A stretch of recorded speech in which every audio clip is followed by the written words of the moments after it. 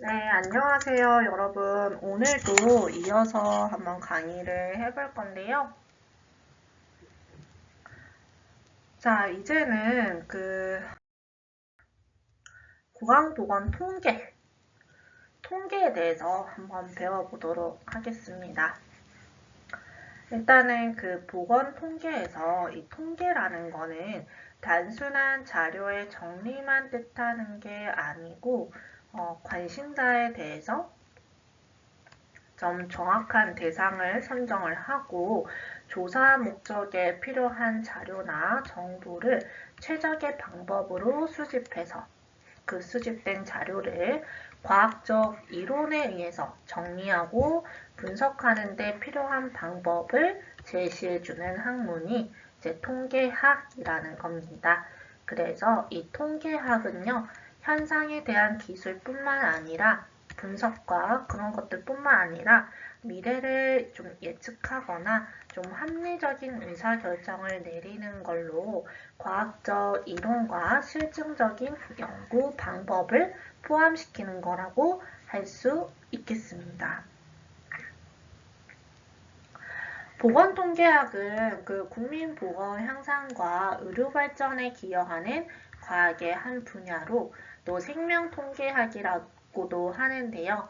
건강이나 질병 등 보건과 관련된 여러 현상들을 기술하고요. 그 변동을 확률적으로 추론하게 되어 있습니다. 그래서 이 통계라는 거는 단순한 자료 정리가 아니다. 정리가 아니고 이거는 미래에 대해서 예측하고 합리적인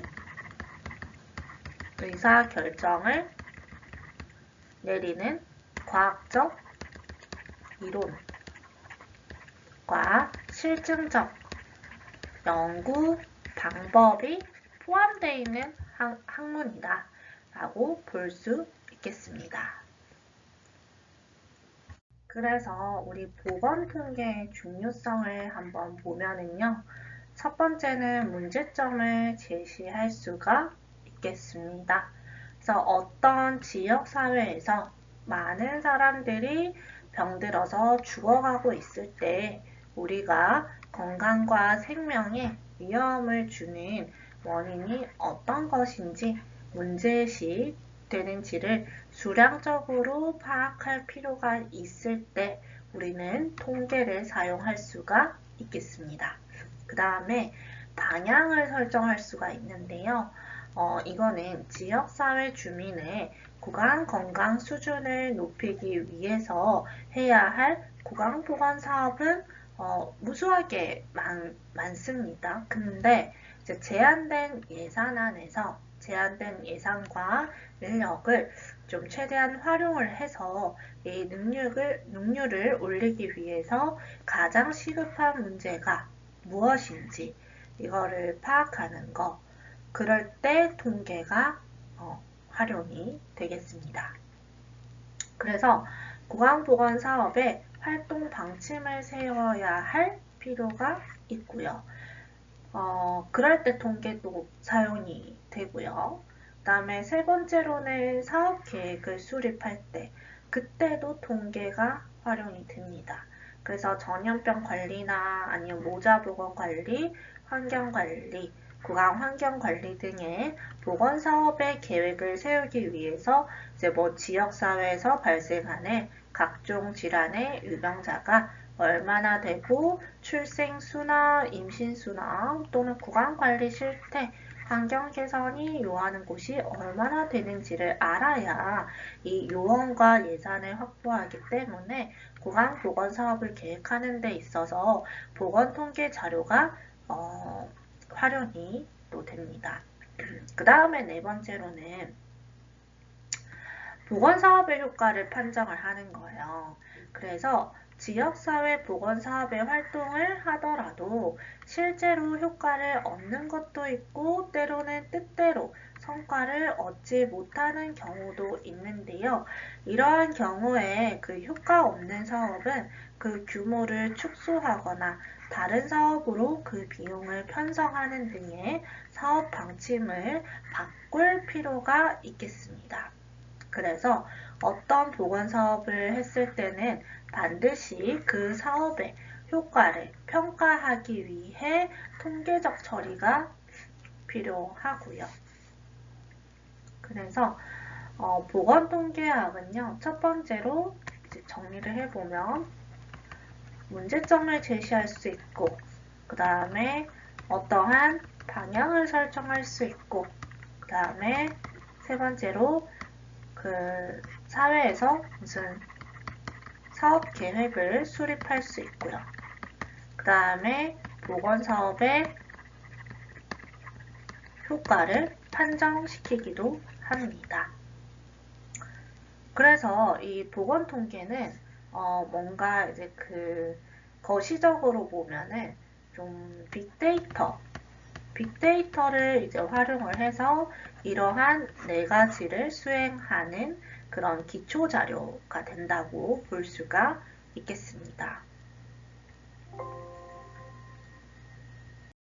다음 다섯 번째로는 우리가 실험이나 관찰에서 타당성을 검토할 때 이 보건 통계를 또 사용을 하거든요. 그래서 의학이나 보건 분야에서 실험적 방법이나 관찰적 방법에 의해서 건강에 영향을 미치는 여러 가지 요인을 확인하는 경우가 많고요. 이런 경우에 올바른 통계적 지식이 없으면 뭔가 타당한 결론을 내리지 못하고 좀 학계에서는 좀 웃음거리가 될 뿐만 아니라 뭔가 애써 이제 그 실험을 했던 그런 것들이 관찰이 좀 그냥 그 허송세월로 돌아가는 경우가 많습니다. 그래서 공중보건학 분야에 종사하는 사람뿐만 아니라 기초의학 또는 임상의학에 종사하는 사람들도 통계학에 대한 기초 지식을 습득할 필요가 있겠습니다. 그 다음에 여섯 번째로는 원인을 추구하는 건데요. 담배를 많이 피우는 사람한테 폐암 발생이 많다는 조사 결과가 나타나는 경우에 이게 이제 양자 간의 관련성이 있다는 것과 증명하기 위해서 통계적인 방법이 적용이 됩니다. 근데 양자 간의 관련성이 인정이 된다 하더라도 담배 중에 어떤 성분이 폐 어느 부위에 어떻게 작용해서 암이 발생되는지를 말해주는 건 아니고요. 이거를 좀 더 연구해야 할 필요성이 있겠습니다. 그 다음 일곱 번째로는 통계적 법칙을 발견을 하는 거예요. 이게 무슨 말이냐면 지역사회에서 일어나는 생물학적, 사회학적 현상은 그냥 겉으로 보기에는 무질서해 보이기는 하는데 많은 개체들이 모여서 관찰할 때는 일정 법칙을 따르고 있고요. 그 다음에 이와 같이 집단적인 규칙성을 통계적 법칙이라고 합니다.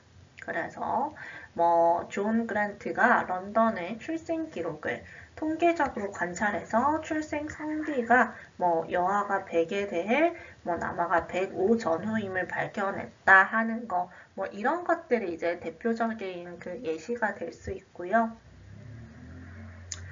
그 다음이 이제 통계적 사고방식을 추구하는 거예요. 그래서 숫자로 표시된 객관적인 사실을 갖고 있으면 논쟁할 필요도 없고 이유도 없습니다. 그래서 협조랑 화해를 이제 할 때 이 통계적인 방법들이 수단이 될 수가 있고요. 그 다음에 궤변이나 폭력을 행사해서 설득시킬 필요도 없는 거예요. 그래서 통계는 불필요한 기술이 아니고요. 민주국가 발전을 위해서 모든 국민이 고려해야 할 문제입니다.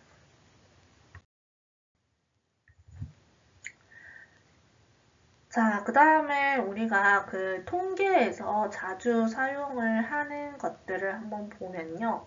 일단은 질병 분포의 측정 지수에서는 그 B라는 거가 있는데 이 B라는 거는 X랑 Y가 서로 독립적일 때 한 측정값을 다른 측정값으로 나눈 형태를 나타내는 지수로 말을 하는 겁니다. 그래서 성비 같은 남자 수, 여자 수, 그 다음에 출산, 사산비 이런 거는 이제 그 사산한 사람의 수 또는 출생한 사람의 수 이런 것들이 비가 되고요. 그다음에 분율 같은 경우에는 분율은 분자가 분모에 포함되어 있는 형태를 말하고요. 그래서 뭐 값은 0에서 1 사이에 위치하게 됩니다. 그래서 뭐 유병률, 치명률, 이환율 이런 것들이 이제 분율에 해당됩니다. 그 다음에 율은요, 분율의 분모에서 시간의 개념이 포함된 특수한 형태를 율이라고 하는데 이 율을 계산을 할 때는 우리가 뭐 몇 분의 몇 곱하기 100 하는 이 백분율을 얘기를 하는 거거든요. 백분율, 퍼센트. 이거를 얘기를 하는 겁니다. 그래서 이것도 마찬가지로 뭐 유병률, 발생률 또는 발병률 이런 것들이 이제 그 율에 해당되는 거죠. 자, 질병관계 이완 지표를 보면요. 첫 번째로 유병률을 볼 수 있어요. 그래서 어떤 특정한 시기에 전체 인구 중에서 질병을 갖고 있는 구성비를 나타내는 것으로 한 시점 또는 특정 기간 중에 한 개인이 질병에 걸려 있을 확률의 추정치를 제공을 할 때 유병률을 이제 하는데요. 우리가 구강보건 통계에서는 뭐 DT 레이트라고 하면은 우식 이환율 뭐 이런 것들이 대표적인 예시가 되겠습니다. 그래서 지금 대표적인 여기 또 추가적인 예시를 한번 보면은 1000명당의 유병률을 구하려고 한다라고 했죠. 그러면은 뭐 분모가 인구의 크기가 되겠고 그 다음에 분자가 어느 기간에 뭐 환자 수가 되겠고 곱하기 1000을 하는 거죠. 그 다음에 우리가 그 발생률을 한번 보면요. 발생률은 누적 발생률, 일정 기간 동안에 질병에 걸리는 사람들의 분율을 나타낼 때 그때 누적 발생률을 사용을 합니다. 그래서 동일한 기간 내에 질병이 발생할 가능성을 지닌 인구수 분의 일정한 지역에서 특정한 기간 내에 새롭게 질병이 발생한 환자 수 곱하기 10x 곱하기 시간이 되겠습니다. 여러분들 이거는 그 공중구강보건 그 공중구강보건학에서는 크게 중요하지는 않고요. 그냥 이제 그 여러분들이 나중에 이제 통계학이라는 그런 교과목을 배우실 수 있을 것 같은데 그때 좀 미리 선행학습을 한다고 생각하시고 좀 마음 편하게 수업을 들으시면 좋을 것 같아요. 그 다음에 평균 발생률 같은 경우에는 관찰 기간이 서로 다른 것을 고려를 해서 가능한 모든 정보를 이용하기 위해서 어떤 일정한 인구 집단에서 질병의 순간 발생률을 측정하는 것을 평균 발생률이라고 합니다. 그래서 평균 발생률이라는 것은 총 관찰 인년 분의 일정한 지역에서 특정한 기간 내에 새롭게 질병이 발생한 환자의 수를 얘기를 하는 거고요. 그 다음에 발병률을 보면은 이 발병률은 어떤 집단이 한정된 기간에서 한해서만 어떤 질병에 걸릴 위험이 놓여 있을 전체 기간 중 주어진 집단 내에 새로 발병한 총수의 분율을 의미를 하는 겁니다. 그래서 이 발병률은요. 유행 기간 중에 원인 요인의 접촉 또는 노출된 인구 분의 질병 발병자 수 곱하기 100이 되는 겁니다. 그 다음에 치명률은요. 어떤 질병에 걸려 있는 전체 환자 중에서 그 질병으로 사망한 환자 수에 대한 백분율을 의미하고요. 어떤 질병에 걸린 환자 수가 분모가 되고 그 다음에 그 후에 질병으로 인한 사망자 수가 분자가 되겠습니다. 그 다음에 곱하기 100을 하는 거죠. 그래서 여기에서 여러분들이 지수라는 게 있고 그 다음에 무슨 률이 있잖아요. 그러면은 어떻게 구분하냐면 지수는 단위가 없어요. 근데 률은 단위가 있습니다. 이 말인즉슨 같은 결과값이 뭐분의 뭐 해가지고 결과값이 나왔는데 률은 뭐분의 뭐에서 곱하기 100을 한다는 겁니다. 그래서 이 나오는 숫자에 퍼센트라는 단위가 붙는 겁니다. 그게 이제 률이라고 할 수 있고요. 지수는 단위가 없다라고 말씀을 드렸잖아요. 단위 없고 그냥 분모 분자만 있고 여기에서 계산이 되어서 나오는 값을 지수라고 하는 겁니다. 자, 그 다음에 우리가 구강보건 통계의 자료 수집을 한번 보면요. 뭔가 우리가 통계 작업을 돌리기 위해서는, 통계를 하기 위해서는 항상 그 기초가 되는 그 로데이터라는 자료가 있어야 되는데요. 로데이터라는 거는 원본이라고 하는 겁니다. 원본 데이터를 로데이터라고 하는데요. 일단은 그 기초가 되는 게 자료 수집입니다. 그래서 우리가 정확한 자료 수집을 하는 것이 매우 중요하고요. 그래서 전수 조사를 할 건지, 표본 조사를 할 건지, 아니면 면접 조사를 할 건지, 설문 조사를 할 건지, 또는 조사표 어떤 형식으로 작성하고 어떤 방법으로 회수할 건지를 고려하시는 게 중요합니다. 그래서 우리가 자료를 수집하더라도 좀 엉뚱한 자료라든지 아니면 신뢰할 수 없는 자료들을 100개 모으면은 결과값은 신뢰할 수 없는 그 결과값이 100개가 나오는 거예요. 그래서 그 통계의 수치를 좀 신뢰하기가 굉장히 어렵고요. 그래서 그만큼 이제 정확한 자료를 수집하는 게 이제 결과에도 좋은 영향을 미친다라고 할 수가 있는 거죠. 그 다음에 우리 구강보건 자료의 정리를 보시면 수집된 통계 자료를 분류하고 정리해서 그 내용을 파악하기 쉬운 형태로 만들어야 되는데 이게 바로 통계수표랑 통계도표의 작성입니다. 그래서 구강보건 자료의 통계 분석은 자료의 정리 후에 대상 집단의 성질을 좀 명백하게 하기 위해서 평균치는 얼마고 그 중에 가장 큰 값이랑 작은 값이 얼마라는 특징을 찾습니다. 그래서 사용되는 통계치로서는 이제 평균치 또는 표준 편차, 비대칭도, 그다음 비율, 지수 등이 있고요. 또 한두 개의 집단 사이에서 어느 정도의 관련성이 있는가를 나타내는 데에는 이제 상관 계수가 흔히 사용됩니다. 그 다음에 우리가 구강보건 통계 해석을 할 때는요, 우리가 이런 통계를 돌리고 나면은 이런 숫자들이 이렇게 나올 거 아니에요. 그러면 이 숫자들을 방대하게 그냥 나열을 하는 게 아니라 표나 도표로 표시를 해야 하거든요. 그래서 이 표시를 할 때 또 이거를 또 해석을 할 줄 알아야 됩니다. 그래서 산출된 통계치를 과거 통계치하고 비교를 해서 구강보건 상태의 개선 여부를 판단해야 하겠고요.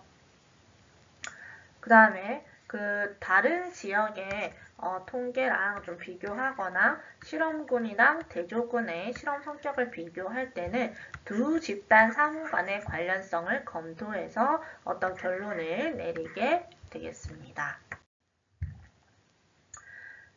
자, 그리고 우리가 통계에서 조사 과정이 필요한데요. 조사 과정을 할 때는 목적을 먼저 설정을 해야 됩니다. 그래서 목적 같은 경우에는 추상적이면 안 되고 구체적으로 설정을 해야 하고요.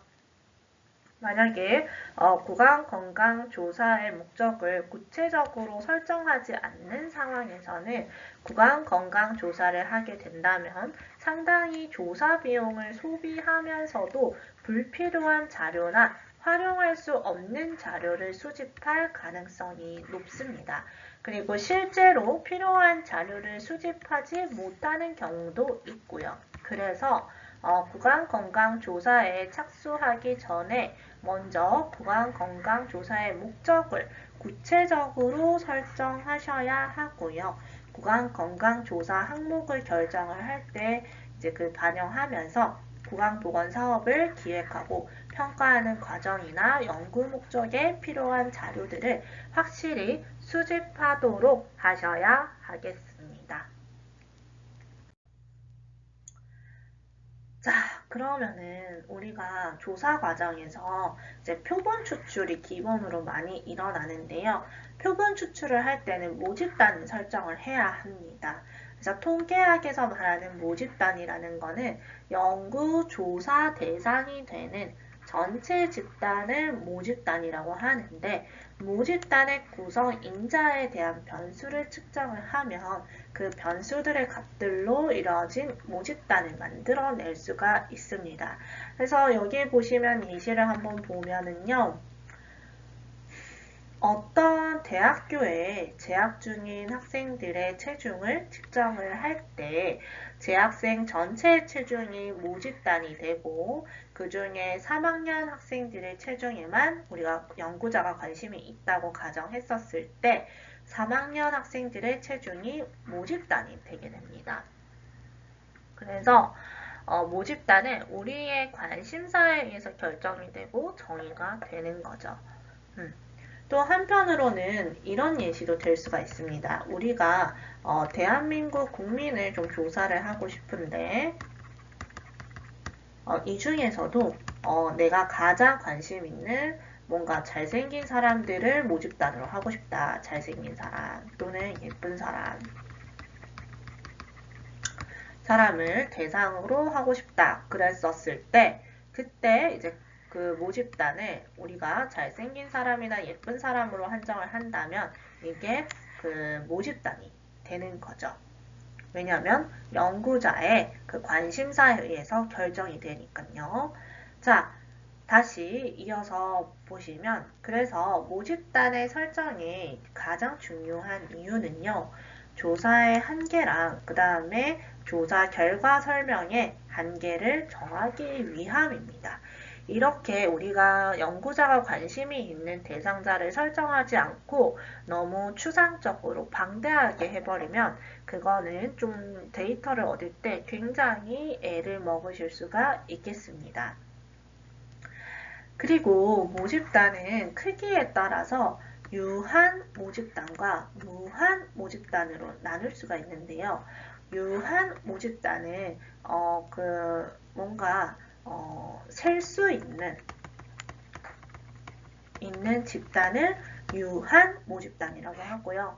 무한 모집단은 셀 수 없거나 예측할 수 없는 집단은 무한 모집단이라고 합니다. 그래서 이 유한 모집단은 한 지역에서 거주하는 치과위생사 또는 현재 대한치과위생사협회에 등록된 치과위생사 같이 이렇게 단위가 이제 한정돼 있는 것, 제한돼 있고 우리가 셀 수 있는 집단을 유한 집단이라고 하고요. 플러스로 이런 것도 될 수가 있겠죠. 1월달에 내원한 보철치료 환자 수 이런 것들도 유한 모집단에 속할 수가 있겠습니다. 그 다음에 무한 모집단은 치과병원 개원 후에 앞으로 내원할 환자의 모든 치과 환자 수 이런 것들은 우리가 미래를 예측할 수가 없죠. 미래에 100명이 올지 1000명이 올지 10,000명이 올지 우리는 예측할 수 없습니다. 그런 것들이 이제 무한 모집단에 해당이 되는 거죠. 이런 것과 같이 모집단을 구성하는 단위가 너무 많을 때, 너무 많다고 하면은 예측할 수 없는 정도로 많을 때의 집단을 모집단이라고 합니다. 그래서 다시 말하면은 우리 모집단의 측정치 숫자가 고정된 숫자가 고정된 숫자라면은 우리가 유한 모집단으로 나누고요. 그 측정치의 숫자가 고정되어 있지 않고 끝도 없다. 셀 수 없다, 예측할 수 없다 하고 하면은 이게 무한 모집단으로 가는 겁니다. 네, 여러분들 오늘 이렇게 수업 마무리하고요. 다음 시간에는 이제 그 표본에 대해서 한번 배워보도록 할 겁니다. 그래서 지금 시간까지 이제 그 강의 들으시느라고 고생 많으셨고, 또 화이팅하는 한 주가 되시길 바라겠습니다. 네, 여러분들 고생 많이 하셨습니다.